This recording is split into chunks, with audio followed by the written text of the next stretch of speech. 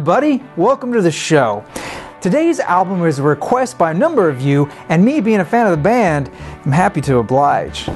Reflektor is Arcade Fire's fourth album, fifth if you count their EP.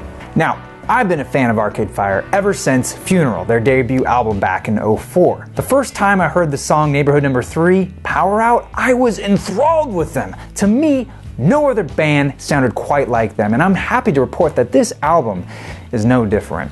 It is uniquely and distinctly Arcade Fire. I think it's crazy that the band recorded a lot of this album in an abandoned castle in Jamaica. I mean, how cool is that?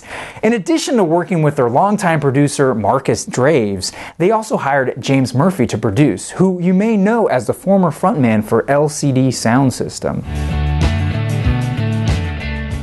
Wow, what can I say? The presentation of this album, amazing! It must be the kid in me that loves the holographic paper, and the adult in me loves the sculpture. The piece is titled Orpheus and Eurydice, and it's by Auguste Rodin. He's the guy who did The Thinker, which I know you've seen.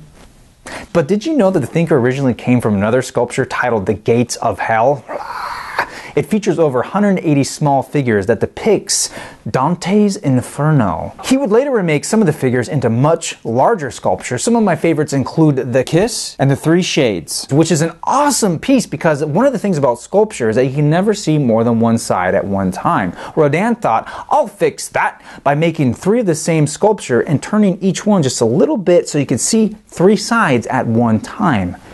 Genius. Okay, I'm getting a little sidetracked here. What is this? Art History Rewind? No, it's Vinyl Rewind, so let's get to the good stuff. The cover is a gatefold opening up to what looks like, I don't even know what this looks like. Looks like that weird, it's like sand. Different kinds of sand with water, and it's got the different track listings all spread out through here. On the back you got this CD looking thing with the Reflektor logo in the middle and tons of fingerprints. Not my fault, it's just a high gloss thing. Moving on to the inner sleeves, I love the design of these. It looks like a zine to me. On the front you have the Reflektors, which is a pseudonym for the band. They actually played a secret show in Canada under the name. It cost $9 to go to that. On the other side you get the track listings and lyrics for each song, but it's done in that zine style, even down to the photocopied image. On the other sleeve, you get that zine style carried over. This time the cover invokes 90s cover art like Pearl Jam's No Code or U2's Achtung Baby.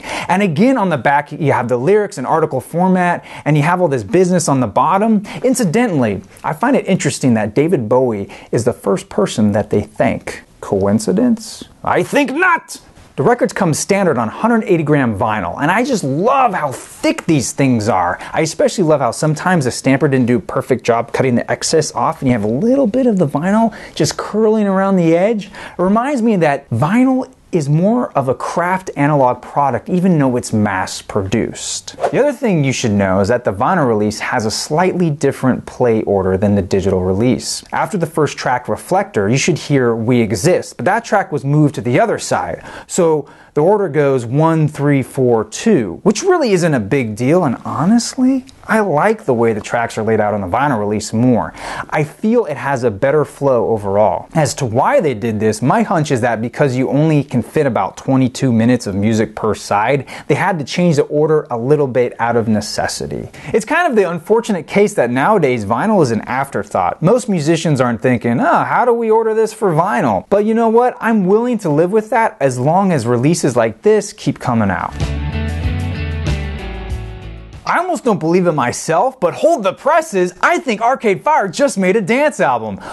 But it makes sense because of producer James Murphy's influence and background. I feel you can almost take each record as its own album. I mean, it's almost implied by the way they're labeled Volume 1 and Volume 2. Volume 1 is much lighter, it's danceable, it's got a lot of pop elements going on, and of course, the label is white. On Volume 2, you have a dark cover with dark labels. The music is much more introverted, and it has that big, epic Arcade Fire sound with feelings of soaring over vast landscapes, and Terminators running around, and people dancing. It's really cool. But that's not to say there aren't highs and lows to each volume, and each record has its own unique feel. Leading off the record is the first single, Reflektor. What I like about this track is that, yeah, it's got that disco beat, which normally I associate with happy songs, but it's got some minor chords in there, and I just dig that juxtaposition.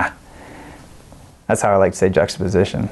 You know what I mean? The music overall is familiar. I hear elements from The Clash, Michael Jackson, Talking Heads, Queen, but at the same time it sounds new. It's Arcade Fire, and this is what they do best. My standout tracks are Reflektor, We Exist, Awful Sound, Here Comes the Night 1 and 2, and You Already Know. But in contention for my favorite track off the album has got to be It's Never Over. It takes me places, and I love the way it ends with the lyric, You're a DC, it's over too soon, because it's so true on so many levels. I don't want it to end.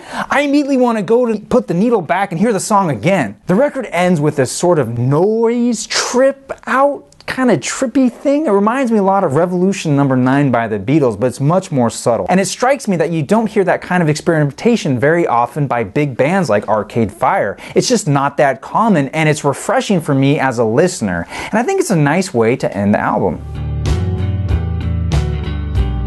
I think the album is very good. However, if you're not already a fan of Arcade Fire, this album isn't going to win you over. And honestly, you should look at some of their previous efforts. If you are a fan, I think you're really going to dig this. You're going to like their new direction, and there's a lot that's familiar, as I've already covered, but there's also a lot of new territory for the band. I think years from now, we're going to kind of reflect on this album and see it as a turning point for the band.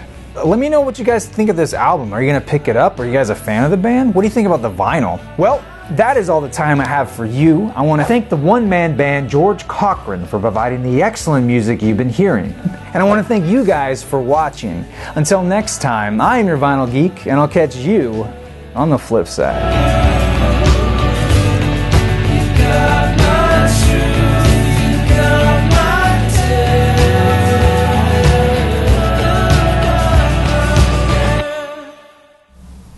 Oh hey, you're still here. You want to learn to make this drink I've been enjoying this whole episode?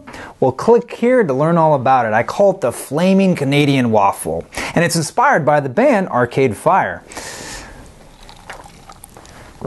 That's pretty tasty. Actually, let me take one more of those. This is good. I think you're going to like this. This is very good. Go ahead, click it.